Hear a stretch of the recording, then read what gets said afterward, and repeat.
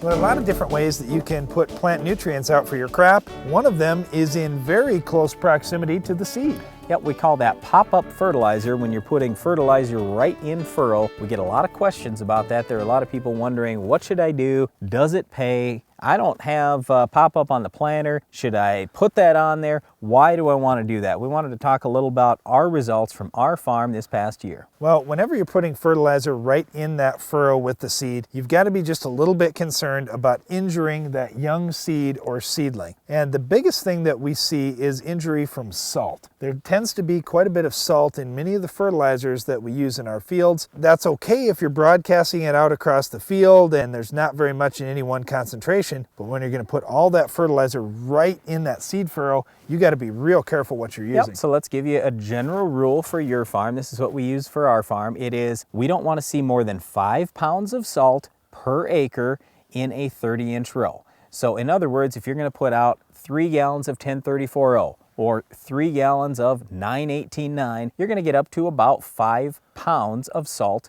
on a per acre basis. In a 30-inch row, we feel that's about as much as you want to do. Now, that's with, let's say, medium textured soils. If you have more rainfall and heavier soils, you can maybe get by with a little more. But if you have less rainfall and lighter soils, you might need to cut that back. You might need to only be at a gallon or a gallon and a half of 9189 or 1034O in furrow. So those are the products that are most commonly talked about. Then there's another segment of products that we've started using in our farm. Well, if you want to get away from all that salt but still get plant nutrients that your crop needs, we've been looking for low salt pop-up fertilizers, and that's why we've been working with things like Pro Germinator and Sure-K on our farm this year. Looking at the early trials in the June, July months, the crop looked better. It was darker green compared to no starter and compared to higher salt versions of pop-up fertilizer, and the leaves looked a little greener, a little wider. Everything looked good, but does that translate to yield? And that was the big question that we had, and we really didn't want to speak to that until we actually got to see some yield results this year, and we did see positive yield improvements versus no pop-up fertilizer and then versus higher salt options in the market today. We're going forward next year on our farm with more very low salt fertilizers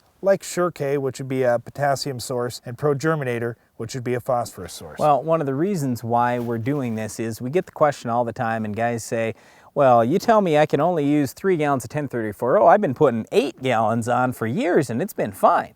Well, has it really been fine? Have you really checked side by side? Because from everything that we've seen and a lot of work that we've done on our own farm in the past, the more we increase the rate, the more our yield goes down. That's not a good thing, especially in a dry year. We've seen some real disasters. So we've been looking at this lower salt option for a little while. We think that's really important on the farm. Now, Darren mentioned yield. It's not just yield gain that you get with a pop-up fertilizer. One of the biggest things is typically you're going to see 1 to 2 points moisture drier. Well, what is that worth on your farm? On our farm, when we're averaging about 200 bushel corn, if we're 1 point drier, and you figure 6 cents a point for drying, that's $12 an acre.